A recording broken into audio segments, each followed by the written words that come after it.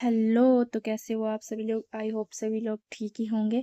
तो आज हम जो है एमए सेकंड सेमेस्टर का जो फर्स्ट बुक है 201 कोड जो है उसकी जो फर्स्ट यूनिट का आज हम जो सेकंड टॉपिक करेंगे, तो जो कि है debate about the decline and resurgence of political theory. Sorry, यहाँ पे थोड़ा गलत मिस्टेक हो गया है, उसके लिए मैं माफ़ी चाहूँगी।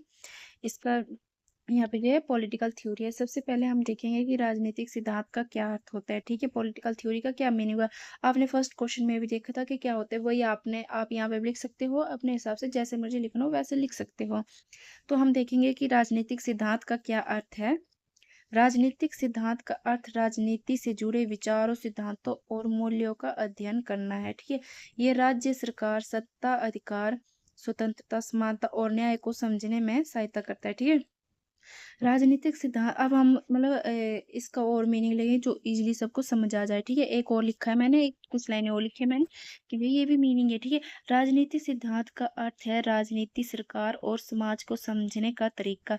ये बताता है कि राज्य कैसे काम करते हैं और लोगों के अधिकार क्या है। तो कितना इजी जैसा काम है कि भाई राज्य कैसे काम करते हैं और लोगों के क्या अधिकार है। थोड़ी सी और मीनिंग देख लेंगे हम नीचे। इजी इजी है ये भी बिल्कुल। राजनीति सिद्धांत का मतलब है राजनीति से जुड़ी बातों को समझना, जैसे राज्य सरकार और लोगों के अधिकार कैसे काम करते हैं। कितना इजी है, इजीली लर्न हो जाएगा आपको। अब हम इसकी जो परिभाषाएं देखेंगे जॉर्ज के अनुसार, राजनीति सिद्धांत राजनीतिक विचारों और जो मान्यताओं का व्यवस्थित अध्ययन है। देखिए, एक व्यवस्थित जो वो अध्ययन है। ठीक है, राजनीतिक विचार और मान्यताओं का एक व्यवस्थित अध्ययन है। ठीक है, अब देखें लॉस्की के अनुसार देखेंगे कि वे एच.जे. लॉस्की के अनुसार देखेंगे भी राजनीतिक सिद्धांत राज्य के उद्देश्य और संगठन का अध्ययन है। ये कितने इजी है, आपको लर्न हो जाएगा। जब आप 16 नंबर का क्वेश्चन लिखोगे तो उसमें आपको बहुत कुछ लिखना पड़ेगा, इसलिए आप परिभाषाएं तो उसमें लिखनी ही पड़ेगी आपको। अब देखेंगे इसके राजनीतिक सिद्धांत का पतन। अब हम इसका मीनिंग देखेंगे कि होता क्या है। राजनीतिक सिद्धांत का पतन का मतलब है कि 20वीं शताब्दी में कुछ समय के लिए राजनीतिक सिद्धांत का महत्व कम माना जाने लगा था, क्योंकि लोग इसे कम वैज्ञानिक और कम उपयोगी समझने लगे थे। ठीक है, अब हम थोड़ा नीचे जाएंगे, देखेंगे जब लोग राजनीतिक विचारों, आदर्शों और मूल्यों को कम महत्व देने लगते हैं तो इसे राजनीतिक सिद्धांत का पतन कहते हैं। अगर हम मान लो किसी चीज को कम, मान लो कि हम कोई काम जो किसी चीज को कम कम इम्पोर्टेंस देते हैं, ठीक है, तो उसी को ही पतन कहते हैं, उसी को ही डिक्लाइन कहते हैं। कि अगर मान लो किसी चीज को हम जो कम माने, मतलब कम इम्पोर्टेंस दे रहे, ज्यादा ध्यान नहीं दे रहे, तो क्या उसका पतन ही हुआ ना। तो इसलिए यहाँ पे बोला गया है कि जब लोग राजनीतिक विचारों, आदर्शों और मूल्यों को कम महत्व देने लगते हैं तो इसे राजनीतिक सिद्धांत का पतन कहा जाता है। ठीक है, राजनीतिक सिद्धांत का पतन का मतलब उसके महत्व और अध्ययन में कमी आना। जैसे मैंने अभी बताया कि अगर मान लो अगर आप मान लो कोई कोई आपके मतलब अगर आप किसी को कम इम्पोर्टेंस देते हो तो मतलब डिक्लाइन, मतलब उसका पतन ही होता है। ठीक है, राजनीतिक सिद्धांत के प्रभाव और उपयोगिता में कमी आना ही उसका पतन कहलाता है। देख कितनी इजी लैंग्वेज है। आप मतलब ये मतलब अगर आपको ये समझ आएगा कि क्या है पतन, क्या है पतन का मीनिंग, डिक्लाइन का मीनिंग पता चल जाए तो आप कुछ भी लिख सकते हो। ठीक है, उसका महत्व और उपयोगिता में कमी आना ही उसका पतन कहलाता है।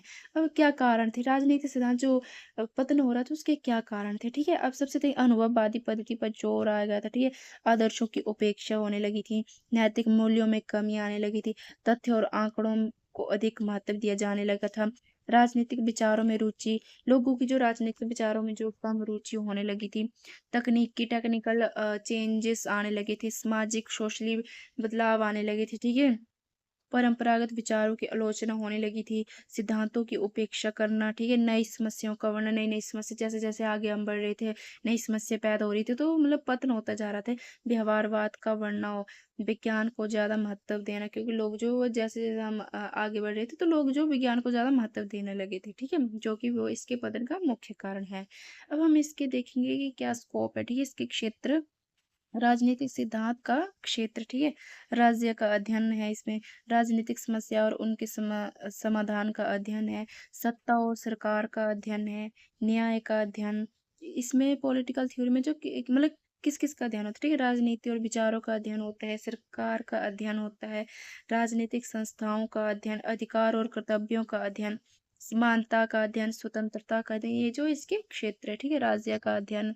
आप देख सकते हो मैंने कितने बहुत ही कम मतलब इजली 1 2 3 4 सबने 10 पॉइंट लिखे हैं, ये काफ़ी है, इनफ है, इतने ठीक है। और आप मतलब ईज़िली आप इसको एक्सप्लेन कर सकते हो, अगर आपको ये पॉइंट लर्न हो गया तो आप इसको ईज़िली एक्सप्लेन कर सकते हो, ठीक है? अब हम देखेंगे कि भई राजनीतिक सिद्धांत का पुनरुत्थान, ठीक है? अर्थ अब इसका मीनिंग क्या है? राजनीतिक सिद्धांत का पुनरुत्थान का अर्थ है राजनीतिक सिद्धांत के महत्व और अध्ययन का फिर से बढ़ना है। पुनरुत्थान यानी कि देखो पुनरुत्थान कैसे होता है कि राजनीतिक सिद्धांत के महत्व और अध्ययन का फिर से बढ़ना, ठीक है? यही पुनरुत्थान है। जब राजनीतिक सिद्धांत को दोबारा महत्व दिए जाने लगा और इसके अध्ययन में रुचि बढ़ी तो इसे राजनीतिक सिद्धांत का पुनरुत्थान कहते हैं, ठीक है? अब थोड़ा-सा हम और मीनिंग देख लेंगे। राजनीतिक सिद्धांत के पुनरुत्थान का मतलब है राजनीतिक सिद्धांत के प्रति लोगों की रुचि और महत्व फिर से बढ़ना, ठीक है? तो इसका पुनरुत्थान हो गया, ठीक है? पहले पतन हुआ था कि क्या कारण था? अब इसका पुनरुत्थान दोबारा लोगों की जो है इसमें रुचि बढ़ने लगी तो इसको क्या पुनरुत्थान हो गया, ठीक है? इसके क्या कारण हुए जो कि इसका पुनरुत्थान हुआ, ठीक है? लोकतंत्र का विकास हुआ, ठीक है? मूल्यों की वापसी हुई, स्वतंत्रता को महत्व दिया जाने लगा, व्यवहारवाद में कमी आने लगी, नई सामाजिक समस्याओं का उदय हुआ, न्याय और समानता की आवश्यकता पड़ी, राजनीतिक सिद्धांत की आवश्यकता पड़ी, मानव अधिकारों पर ध्यान बढ़ा, नए राजनीतिक विचार, नैतिक मूल्य का महत्व, यही इसके कारण है उत्थान के, ठीक है? अब हम जो वो इसकी विशेषताएं देखेंगे कि इसकी क्या विशेषताएं हैं। इसकी विशेषता है कि मूल्य को महत्व दिया जाने लगा, ठीक है?